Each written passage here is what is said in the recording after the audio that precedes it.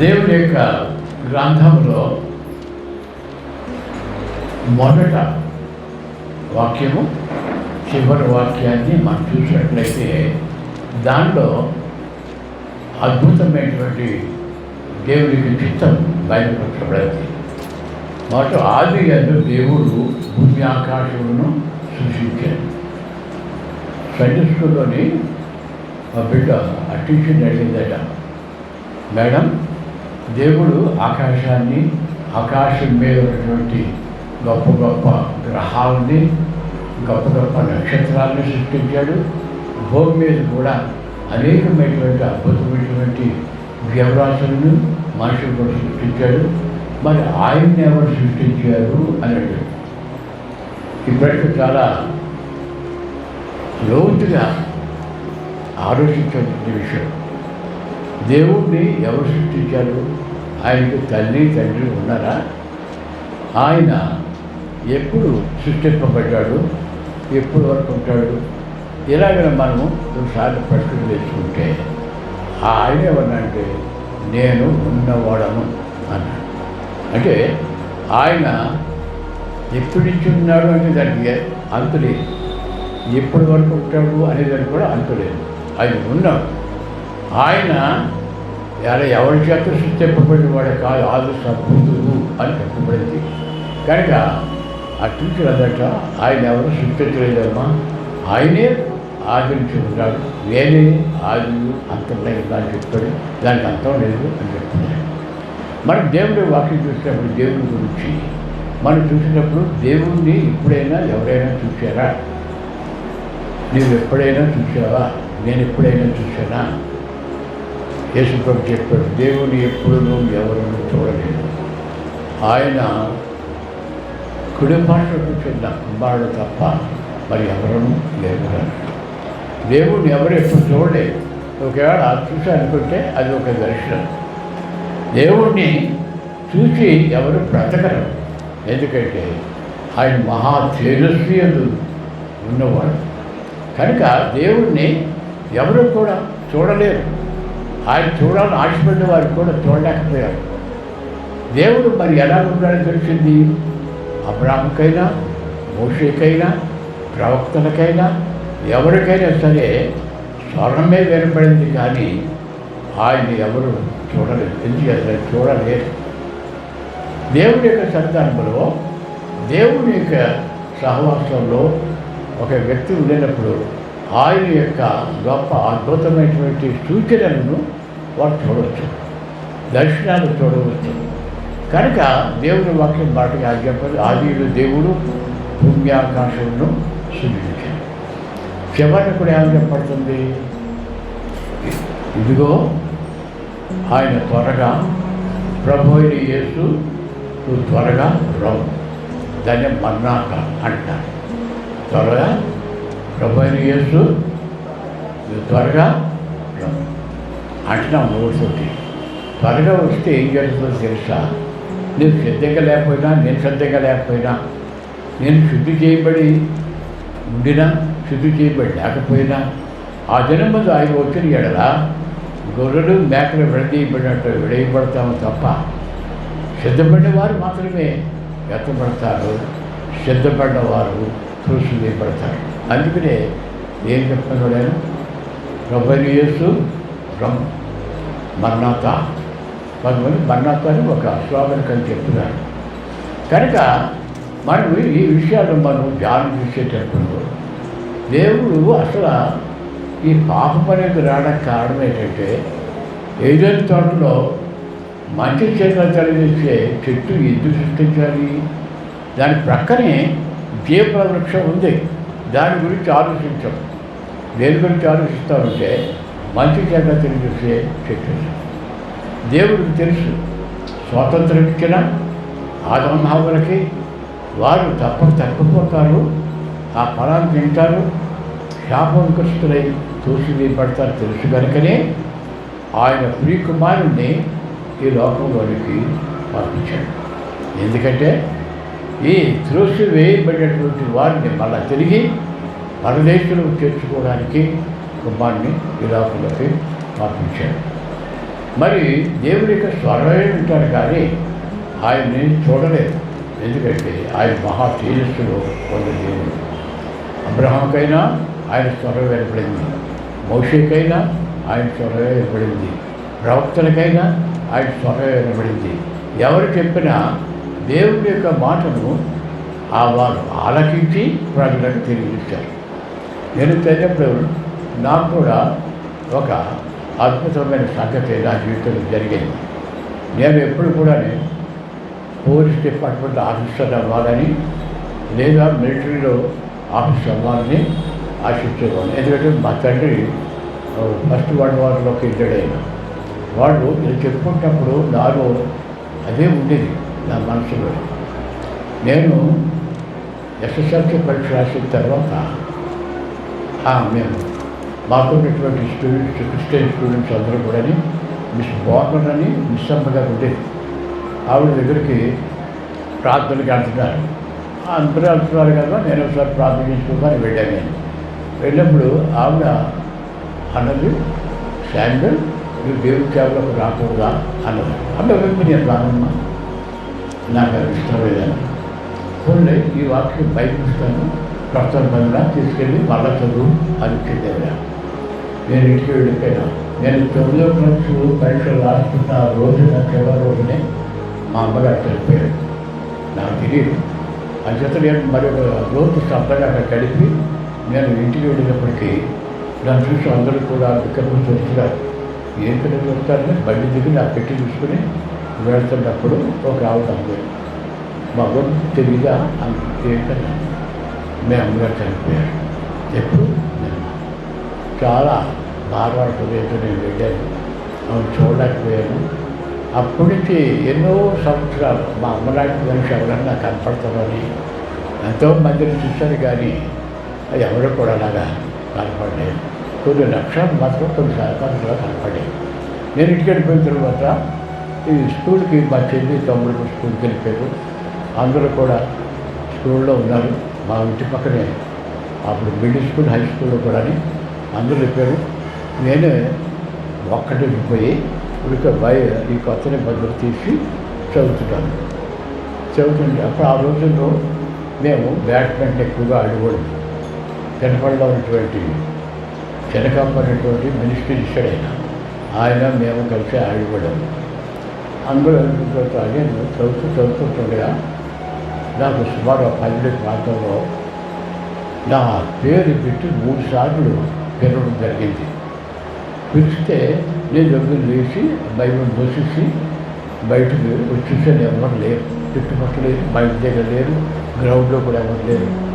నాకు ఆశ్చర్యం స్వయంగా నేను 3 సార్లు నా పేరు పెట్టుకుని వచ్చాను అని చెప్పేసి నేను వెళ్ళేటప్పుడు ఈ బైబిల్ మోసేసేదాన్ని. నేను మళ్ళీ ఎలాగో తెలుసుకుని తిరిగి రాష్ట్రవాడి పత్రిక ఎవడైనా అధ్యక్షకుడు ఆసక్తి అట్టి వాడు గడ్డపల్లి అపేక్షిస్తున్నాడు అనే మాట వేరు చూపించినట్టుగా ఉంది. అప్పుడు నాకు భయం పడుతుంది. వీటి నాకు ఇష్టం లేనటువంటి దానికి ఇలాగ నన్ను పేరు పెట్టుకుంటే అని చెప్పేసి ఆందోళన చెంది నాకు ఇష్టమైన కార్యాలు వెళ్ళకపోతే దేవుడు నన్ను శిక్షిస్తాడేమో, నన్ను ఏం చేస్తాడో, వెళితే నా యొక్క ఆశ నెరవేరదు అని ఎలాగా నేను చాలా బాధపడ్డాను. 3 రోజులు చాలా చెత్తపడి దిగులు పడిపోయాను. చివరికి ఒక దేవుడికి సందర్భంలో ఒక వాగ్దానం ఇచ్చాను. అప్పుడు నేను ఇంగ్లీష్ ఎగ్జామినేషన్కి వెళ్ళే ముందు నన్ను గాసిప్పులు పెట్టేసి అప్పుడు డిటెక్షన్ అని ఉండేది. అంటే ఎస్ఎస్ఎల్సీ పరీక్షకు వెళ్ళడానికి మార్కులు రాస్తే డిటెక్టివ్స్ ఆ సంవత్సరం వ్యర్థం అయిపోయింది అనమాట. అలాగా ఇద్దరు ఎస్ఎస్ఎల్సీ అమ్మాయిలు ఇద్దరు గాసులు వచ్చారు. నేను వెళ్ళేటప్పటికి 5 నిమిషాలు పైనే ఆలస్యం అయిపోయింది. మా హెడ్ మాస్టర్ ఆయన చాలా స్ట్రిక్ట్గా ఉండేవాడు. భయపడిపోయి ఎలాగైతే వెళ్ళిపోయాను. నేను వెళ్ళిపోయి కూర్చుంటే కన్ఫ్యూజ్ అయిపోయి ఉన్నాను. అందుచేత ఆ పరీక్ష సరిగ్గా రాలేకపోయాను. నాకు అనుమానం ఏంటంటే తప్పకుండా ఫెయిల్ అయిపోతానేమో, ఇంగ్లీష్లో తెలియకపోతే ఇంకా అయిపోయింటే, ఇంకా సంవత్సరం వాస్తవం గర్భం అయిపోయింటే మళ్ళా సంవత్సరమే చదవాలి, ఎక్కడికో వెళ్ళి చదవాలి. ఎలాగంటే దేవుని దగ్గర ప్రభా నేను నీ చిత్తమైతే నాకు ఒక సూచన చూపించు, నా పరీక్షలో నేను పాస్ అయిపోతే నీ చిత్తానుసారంగా నీ సేవలోకి నేను వెళ్తానని. రిజల్ట్స్ వచ్చిన తర్వాత నా స్నేహితుడి పైన ఆమె చూసి అది చెప్పాడు, నువ్వు పాస్ అయ్యావని. నాకు ఆశ్చర్యమైంది. దేవుడు తల్లిదండ్రులు చెప్పే వాగ్దానం ప్రకారంగా అప్పుడు నేను రామచంద్రం వచ్చి అభిషేకం కలుసుకొని, అమ్మ ఇప్పుడు నేను దేవుడి యొక్క సేవకు సమర్పించున్నాను. ఆవిడ చాలా సంతోషించింది.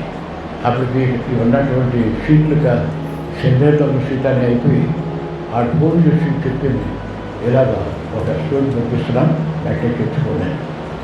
నేను చేస్తున్నాను. దేవుడు ఒక బయలుపరిచినటువంటి ఒక మాట ప్రకారంగా ఆయన బిడ్డలను నడిపిస్తాడు. కనుక ప్రభువు త్వరగా రావాలి అంటే ఆయన వచ్చేటప్పటికీ అందరూ కూడా సిద్ధపడాలి. ఎందుకు సిద్ధపడాలి? ఇక్కడ భక్తులైనటువంటి దావీదు దేవా, నా పాపదోషమును పరిహరించు, నా యొక్క పాపమును కడిగివి అంటున్నాడు. అంటే పాపము అనేటువంటిది మనతోటే మనకు కూడా వస్తున్నటువంటిది. ఈ పాపము నుండి విడుదల పొందాలని ప్రతి వారు కూడా ప్రయత్నం చేస్తారు. అన్ని దేశస్తులు కూడా ప్రయత్నం చేస్తారు. రకరకాలైనటువంటి పద్ధతులను అనుసరిస్తున్నారు. అయితే యేసుప్రభు ఏం చెప్పాడు తెలుసా?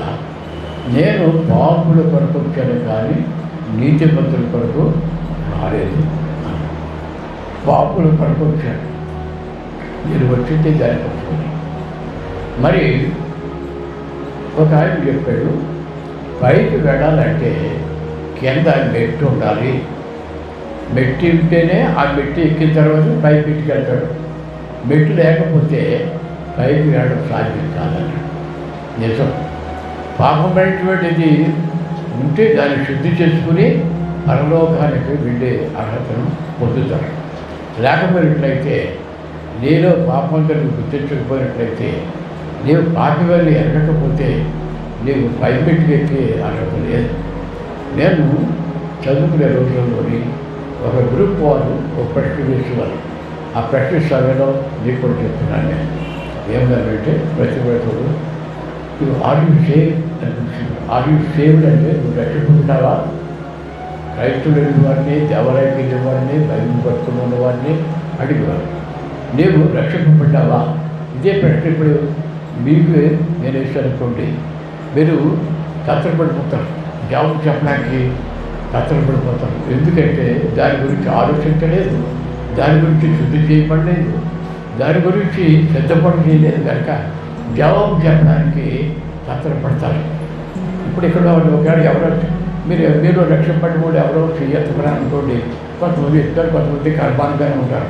ఎందుకంటే ఆ గ్యారంటీ మనలో లేదు. కనుక దేవుడు ప్రభువారు నన్ను రక్షించాడు అనేటువంటి నిరీక్షణ సరిగ్గా లేనందు చేత మనం ధైర్యంగా చెప్పలేకపోతున్నాం.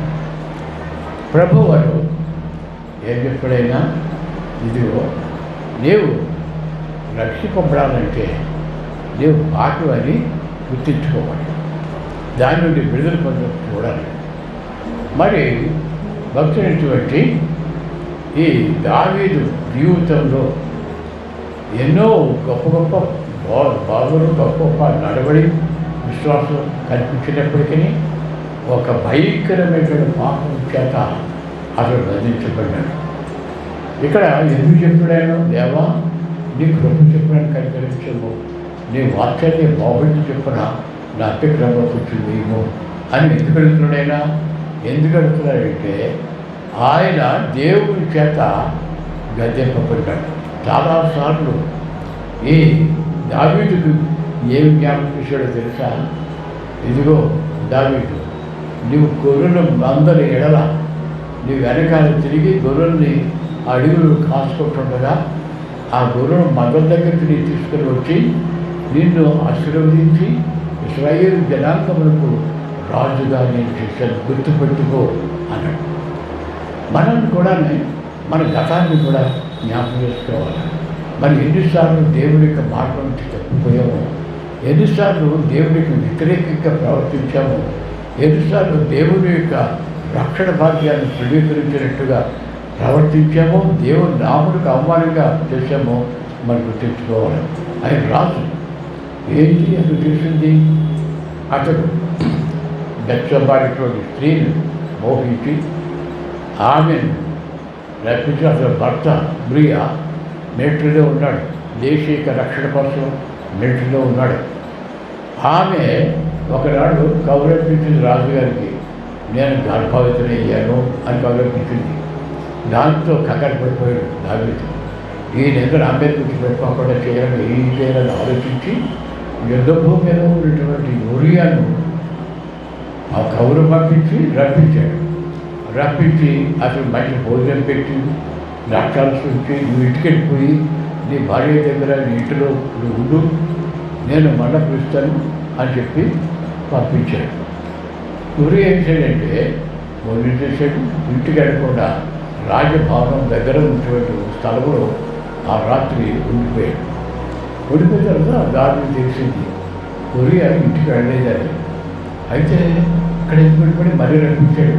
ఏమయ్యా నువ్వు ఇంటికి వెళ్ళి సుఖంగా నీ భార్యతో నువ్వు సాధారణంగా చదువుతా ఉంటే నువ్వు ఇక్కడ ఎందుకున్నావు అంటే, అయ్యా ఇశ్రాయేలు జనాంగం యుద్ధంలో నలిగిపోతుంటే నేను ఎలాగే వెళ్ళి సుఖంగా జీవించగలను అన్నాడు.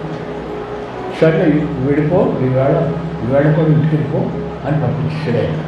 ఆ మన్నాడు కూడా వెళ్ళాడు కానీ ఇంటికి వెళ్ళలేదు.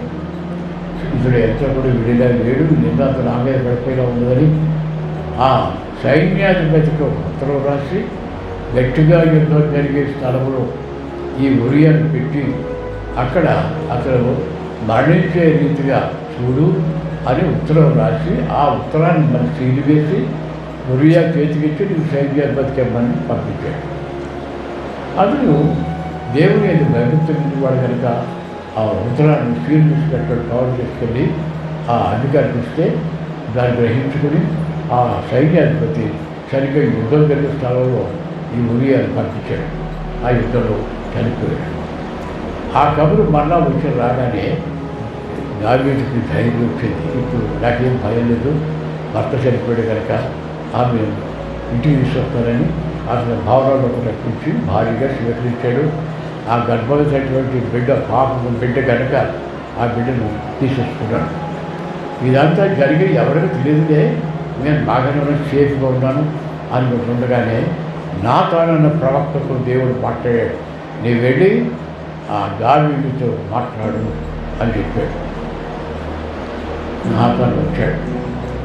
రాజుగారు రాగానే రాజుగారు ప్రవక్త వచ్చి సంతోషించి పిలిచాడు. నీకు ఒక మనం చేయడానికి వచ్చానయ్యా అని చెప్పాడు నాతాను.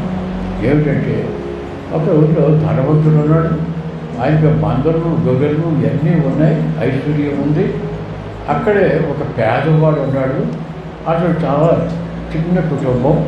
అతడికి ఒక గొర్రె ఉంది, గొర్రె పిల్ల, దానిని ప్రేమతో బిడ్డలాగా పెంచుకుంటున్నాడు, తనతోటే పడిపెట్టుకుంటున్నాడు, తనతోటే తిని పెడుతున్నాడు. ఇలా ఉంటుండగా ఒకరోజు ధనవంతుడి ఇంటికి చుట్టాలు వచ్చారు. అప్పుడు ధనవంతుడు అసలు మంగళం అవన్నీ కూడా పెట్టేసి వస్తే ఈ పేదవాడు గౌరవంగా తీసుకెళ్ళిపోయి వధించి వారికి విద్య చేసేయండి, ఇది న్యాయమా అని అడిగాడు. అప్పుడు దావీదుకు చాలా కోపం వచ్చింది. ఏంటి నా రాజ్యం అలాంటి దుర్మార్గం తెలుస్తుందా?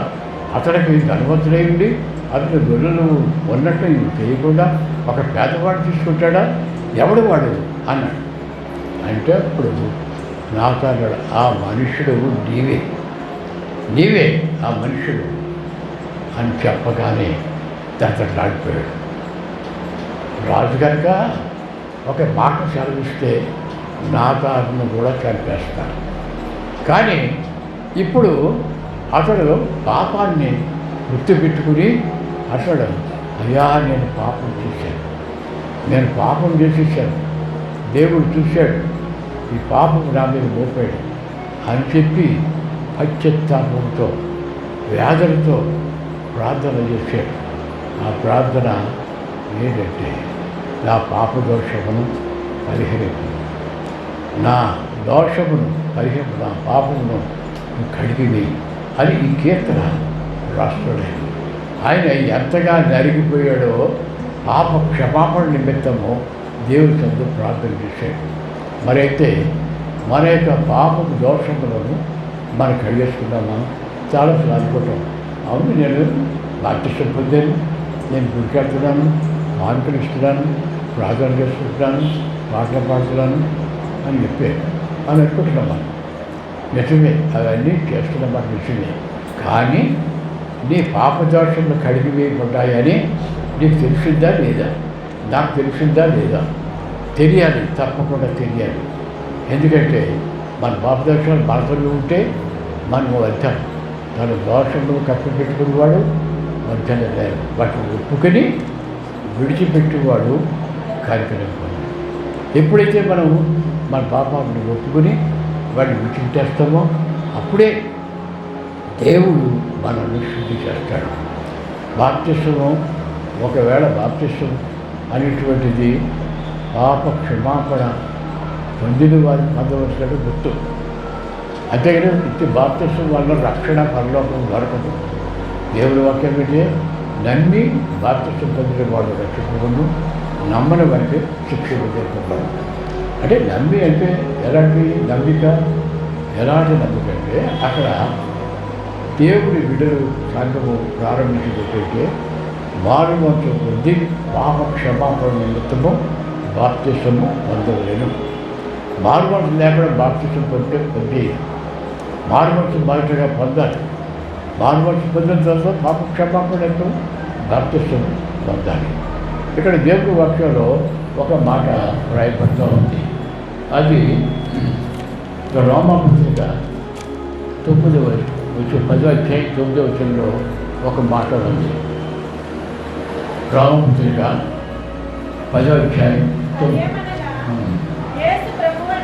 యేసు ప్రభువని నీ నోటితో ఒప్పుకొని దేవుడు మృతుల్లో ఉండే ఆయన లేకునని నీ హృదయంతో విశ్వసించే కదా నీవు రక్షింపబడదు. ఇదంతా కూడా తేలిగ్గా ఉన్నట్టు కనిపిస్తుంది. ఇందులో ఉన్నటువంటి గూఢార్థాన్ని మనం గ్రహించాలి. ప్రతి విశ్వాసం కూడా గ్రహించాలి. నువ్వు బాప్తిస్మం పొందావు, నువ్వు సంఘంలో ఉన్నావు, కానీ దేవుళ్ళు ఉన్నావు లేదో తెలుసుకోవాలి. మొదటగా ఆయన ప్రభు అని నువ్వు ఒప్పుకోవాలి. ప్రభు అంటే రాజు.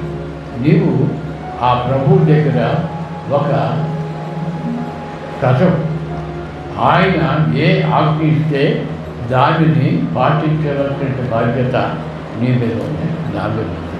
నా చిత్త ప్రకారం నేను చేసి నా ఇష్ట ప్రకారం చేయడానికి ఆయన ప్రభువుగా ధృవీకరిస్తున్నాను అన్నమాట. నువ్వు మొదటగా నేను కూడా ఆయన ప్రభువు అని, ఆయన నా పరిపాలకుడని, నా ఆజ్ఞలను నడిపించేవాడని నేను నమ్మాలి. ప్రభు నోటితో ఒప్పుకుంటే నిబంధన చేసుకోవాలి.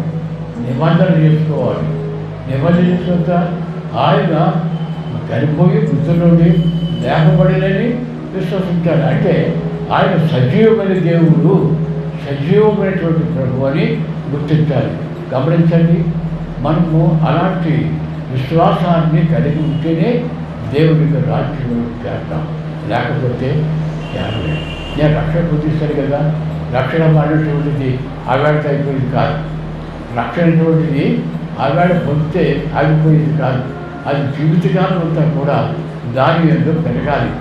రక్షణ అనేటువంటిది ప్రారంభించబడి జీవితకాలం కూడా దాన్ని వెంబడించుకొని నడిపించుకోవాలి. గమనించండి, ప్రతి వారు కూడా ఈ సత్యాన్ని మనం గ్రహించుకోవాలి. నేను రక్షణ పొందేసరికి అయిపోలేదు. ఆ రక్షణ అనేటువంటిది జరగాలి. అదే ఫిలిప్పీయుల రాష్ట్ర పత్రిక 2వ అధ్యాయం 5వ వచనంలో ఒక మాట, గొప్ప పాట భక్తులు పౌలు చెప్పాడు. నా ప్రియులారా, ఎల్లప్పుడూ దేవునికి సేవకు విధేయుల ప్రకారము నా ఎదుట ఉన్నప్పుడు మాత్రమే కాక మరి ఎక్కువగా భయముతోనూ వడకతోనూ నీ స్వంత రక్షణను ఎలా ఉండాలి? అయిపోయింది, నీ అంతా ఇక పర్లేదు, ఇక నేను రక్షణ పడుకుంటే యాక్సిడెంట్ నా ప్రభు కరికెళ్ళ దేవుడు కనుక దీక్షాత్ముడు కనుక క్షమించేస్తాడు అని మనము మూర్ఖత్వంగా వెళ్ళిపోయేలా మరణాత అంటే ప్రభువా త్వరగా రమ్మన్నప్పుడు నీ ఎక్కడ ఉంటావో మనం గ్రహించాలి.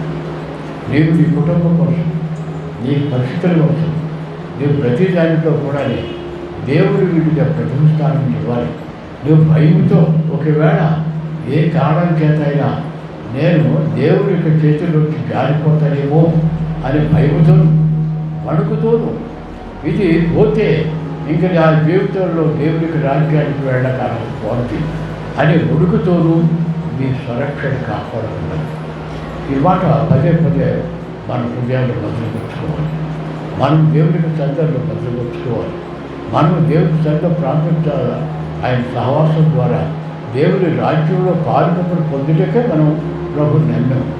ఆయనే దాన్ని సిద్ధపరిచాడు. ఆయనే మనకి ఇవ్వడానికి సిద్ధంగా ఉన్నాడు.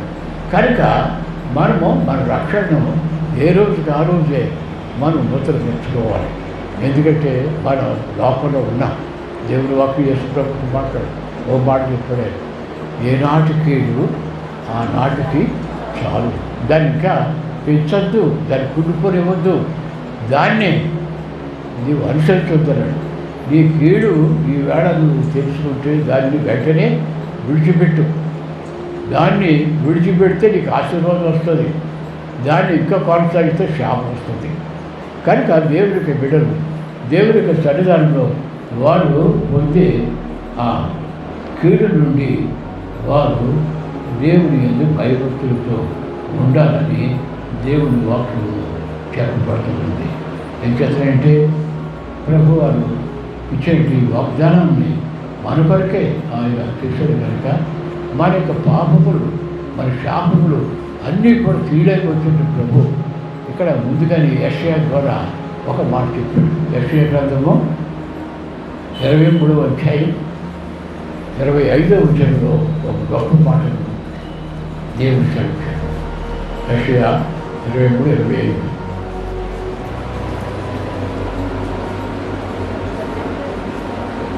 43:25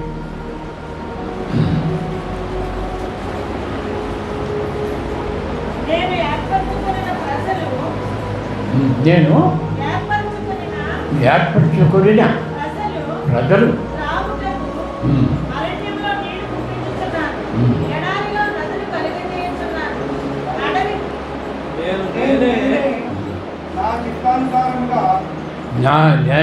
నేనే నా చిత్తానుసారముగా మీ అతిక్రమములను తుడిచివేయుచున్నాను. నేను మీ పాపములను జ్ఞాపకం చేసుకోనను. ఇంకా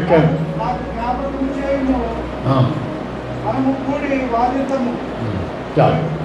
నేనే నాకెవరు అధికారులు లేరు. నా పైన ఇలాంటి చేయమని ఆజ్ఞాపించుకోవడం లేరు. నేనే కర్తను, నేనే క్రియను, నేనే సమస్తం.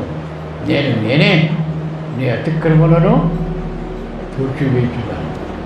ఎంత గొప్ప వాగ్దానం ఆయన బిడ్డకు మీరు కనిపిస్తున్నాడు.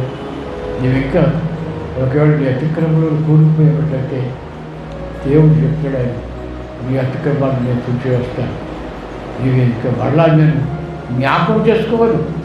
నేను కృషి చేసి జ్ఞాపకం చేసుకోవాలి. నేనే చేస్తాను ఈ పని.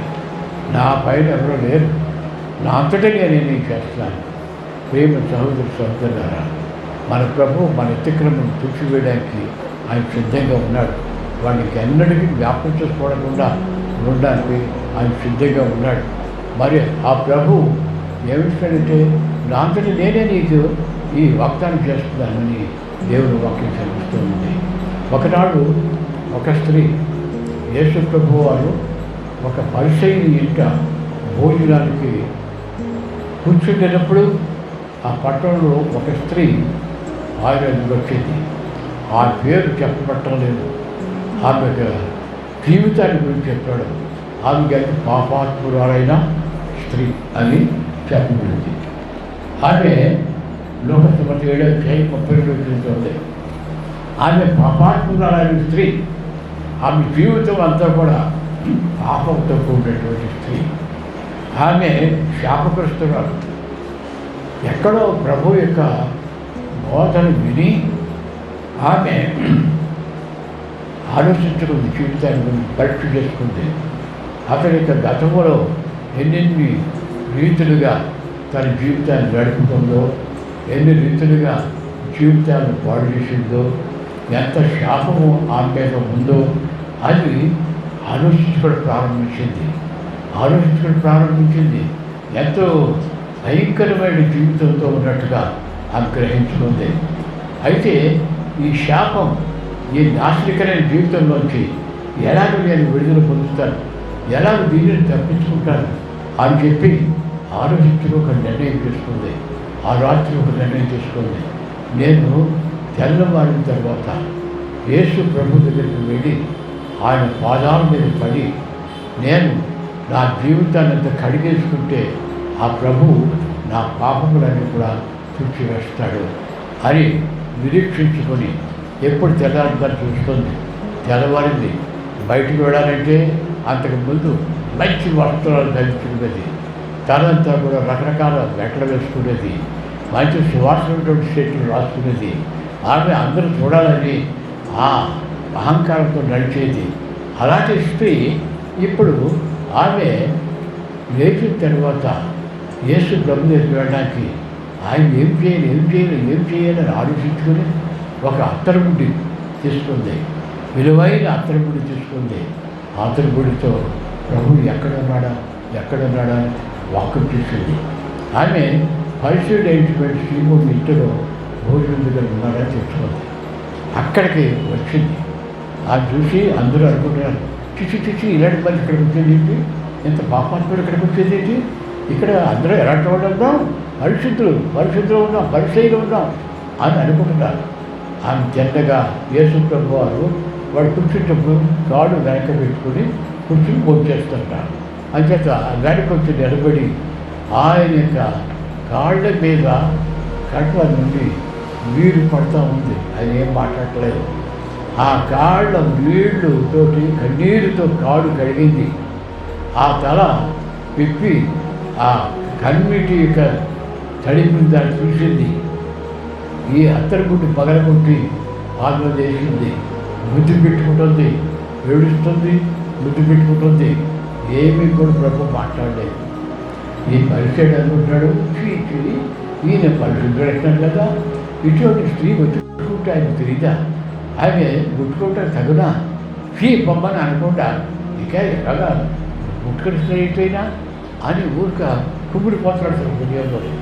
ఆవిడ ప్రభు పిలిచాడు, ఎందుకు సింపుల్ రా వచ్చాడు, నీకు ఒక సంగతి చెప్పండి అన్నాడు. ఇది ఒక వ్యక్తి ఇద్దరికి అప్పు ఇచ్చాడు. ఒకరికి 100 దినారాలు, ఒకటి 50 దినారాలు ఇచ్చాడు. ఇద్దరు కూడా అప్పు తీసుకునేవాడే, ఇంకా అప్పు తీర్చలేకపోతున్నారు. అయితే ఆయన వాళ్ళు పిలిచి, మీ అప్పు నేను పిటిషన్ కనుక మీరు అప్పు తీర్చడం లేదు అని చెప్పాడు. ఎవరికి ఎక్కువ ఆయన అభిమానం చూపించాడయ్యా అంటే, ఎక్కువ అప్పు ఇచ్చి పిటిషన్ వెళ్ళాను. చూడు, నేను నీ ఇంటికి వచ్చాను, పిలిచావు, నా కాడుకు నీళ్ళివ్వలేదు. ఆమె వచ్చిన దగ్గర నుంచి కన్నీటితో నా కాడు కలిగింది. నీవు నీ ఇంటికి వచ్చినప్పుడు నా తలకు నూనె రాయలేదు. ఆమె ఈ సువాసన కలిగినటువంటి ఈ ధైర్యము నా తలంపించుకుని నా కాడు కలిగిపోతుంది. నువ్వు నన్ను ముద్దు పెట్టుకోలేదు. ఆమె నా పాదం ముద్దు పెట్టుకుంది. ఆమె ఏడుస్తూనే ఉంది, తన పాపము నిమిత్తమై ఏడుస్తూనే ఉంది అని చెప్పి ఆమె పిలిచి, అమ్మా నీ విశ్వాసం గొప్ప, నీ పాపములు క్షమింపబడింది, సమాధానం వీడు అన్నాడు. వచ్చినప్పుడు పాప భారంతోనూ భయంకరమైనటువంటి శిక్షతోనూ పొందవలసిన పరిస్థితులతో వచ్చింది. కానీ ఇప్పుడు ఎప్పుడైతే తను మార్పిడని, తను ఘోరమైన స్థితిలో ఉన్నానని, శాపగ్రస్తులుగా ఉన్నానని, అకస్మాత్తుగా చనిపోయినట్లయితే నేను నిత్య నరకానికే పోతాను తప్ప నేను దేవుని రాజ్యానికి వెళ్ళడానికి అర్హత లేదు అని పశ్చాత్తాపడి దేవుని యొక్క సన్నిధానంలో మొరపెట్టుకున్నప్పుడు ప్రభు కనికరించి ఆయన ఏమన్నాడు, పాపములు క్షమించేటప్పుడు మనిషి కుమారునికి అధికారం ఉండదండి. ఈ అధికారంతో ఆమె పాపం క్షమించబడివి, ఆమె శుద్ధి చేయబడి వెళ్ళిపోయింది. కనుక మనందరం కూడా బాప్తిసం పొందాం, ప్రభు సన్నిధికి వస్తున్నాం, ప్రభు కార్యాలు పాల్గొంటున్నాం మనందరం. కానీ మన రక్షణ భయముతో వెలుగుతూ కొనసాగించుకుంటున్నామా లేదా, అసలు రక్షణ పొందాలన్నటువంటి ఒక తృప్తి ఉన్నదా లేదా, దానిని మనం కొనసాగించుకుంటున్నాం లేదా అని పరిశోధించుకొని మన ప్రభు యొక్క రాకడ కొరకు ఎదురుచూసిన వారిపై ఆయన మహిమలో పాల్గొనుకున్నట్టు దేవుడు మనల్ని నడిపించి ఆశీర్వదించును గాక. ప్రార్థన చేస్తాను. ప్రభు మా దేవ, నువ్వు మనుషులకు బయలుపరుచుకునేవాడు కాదు, అంతరంగం చూసేవాడు తండ్రి. నీవు మా భార్య పాపములను, మా ఎవరి కాలంలో పాపములను, మా జీవితంలో చేసిన సమస్తమైనటువంటి భయంకరమైన దుష్టకార్యములు నీకు వెలుగుతూ తండ్రి. నీవు నీ ఎదురుకు వచ్చిన వారు మారుమనసు పొంది తగిన ఫలాలు ఫలించాలని కోరుతున్నారు. కనుకనైనా మేము నూతన జన్మ పొంది మా యొక్క జీవితాలు శుద్ధి చేసుకుని నీ మహిమగల రాజ్యంలో ప్రవేశించడం చేయండి. ఎవరి పాపాలు వాడే భరిస్తారు, ఎవరి యొక్క జీవితాలు దేవునికి అనుకూలంగా ఉంటాయో వారే దేవుడి రాజ్యం పెడతారు. కనుక అట్టి పరిశుద్ధమైన సహవాసం మాకు అనిపించి ప్రతి ఒక్కటి బిడ్డను వారి కుటుంబాలను కూడా దీవించమని యేసు నామం ప్రార్థిస్తున్నాం తండ్రి. ఆమేన్.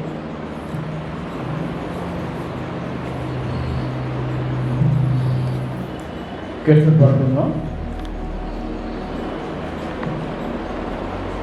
557వ కీర్తన, కింద కీర్తన. ప్రకాశించేది అను ఆజ్ఞను ప్రభు యేసు మనకిచ్చిన కీర్తన పాడుతున్నాం.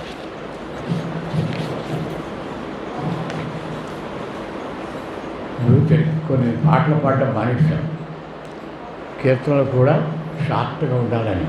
ఎందుకంటే ఈ గాలిలోనే ఆ క్రిమి వ్యాపిస్తుంది, కరోనా క్రిమి.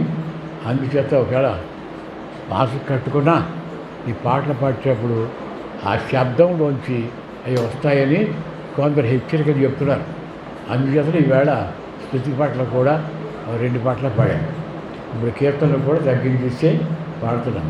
అంటే ఇవన్నీ చెప్తుంటే మనకు నిజమైనటువంటి ఆందోళన కలుగుతుంది. అయినా కానీ ప్రభు యొక్క చిత్తానుసారంగా మనం దేవుని కనపరచాలి.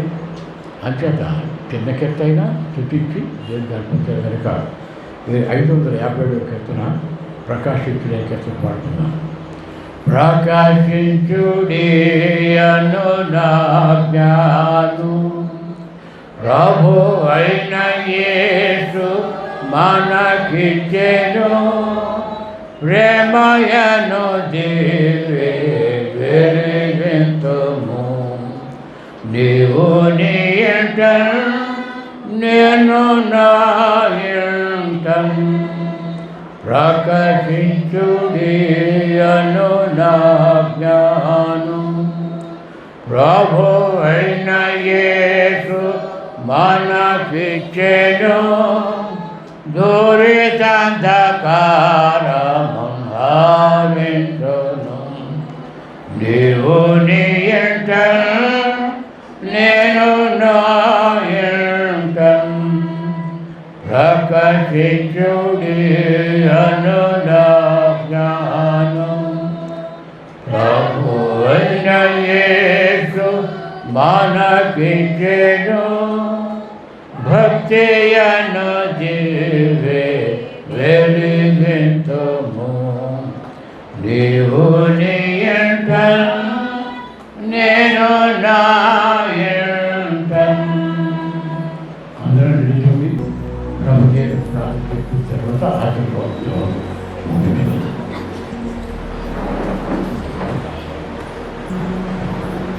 కొంచెం లేవడం కొంచెం పిల్లలనుకోండి, నువ్వు ఇచ్చేస్తున్నాయి కనుక పర్వాలేదు. ప్రభు లేపడి ప్రార్థన చెప్పి ఆశీర్వదించుకుంటాను. పరలోక బంధువులు మా తండ్రి, నీ నామం ప్రసిద్ధపరచబడు కాక, నీ రాజ్యం వచ్చును కాక, నీ చిత్తం పరలోక మంది ఎలాగో అలాగే భూమి ఎరగదు కాక. నాకు కావాల్సిన ఆహారాన్ని మాకు దయచేయి. మరణస్తులను క్షమించే ప్రకారం వాళ్ళని క్షమించు. వంశాల వాళ్ళకి తేక తప్పించు. ఎందుకంటే రాజ్యం, బలం, మహిమై నిరంతరం నీవిన తండ్రి. ఆమేన్. తండ్రి అయిన దేవుని యొక్క ప్రేమని, మన ప్రభువుకు అయిన క్రీస్తు యొక్క కృపని, మనం నడిపించి ఆదరించాల్సిన పరిశుద్ధాత్మ దేవుని యొక్క నిండైన ఆశీర్వాదం ఇందులో పాల్గొనే వారికి సంఘం అతడికి ఇప్పుడు నిరంతరం సదాకాలంతో వేడుగాక. ఆమేన్.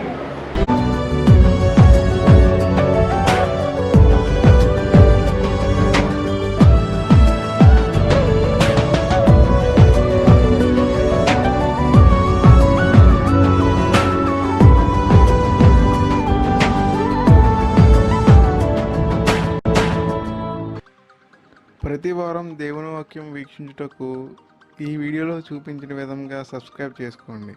మరియు మీ ప్రార్థన అవసరతల కొరకు ఈ కింద చూపిస్తున్న నెంబర్ని సంప్రదించండి.